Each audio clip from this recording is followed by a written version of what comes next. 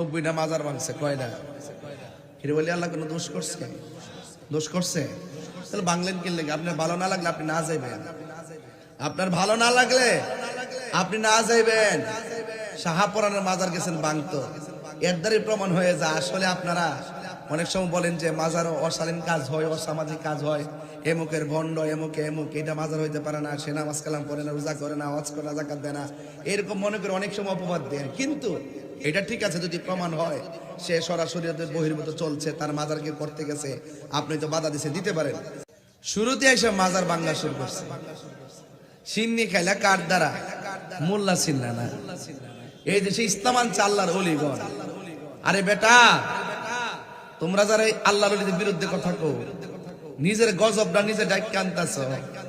আমি গেলাম দেখতাছি বাজান পুরো আসমানি গজবটা যাইতাছে, নিজের কপালে নিজে কুড়াল মাইরা দেখবার নিজে গাতা করছে, আরেকজনটা ফালাইবার লাগে, দেখেন ওই গাতার মধ্যে সে নিজেই পড়বে।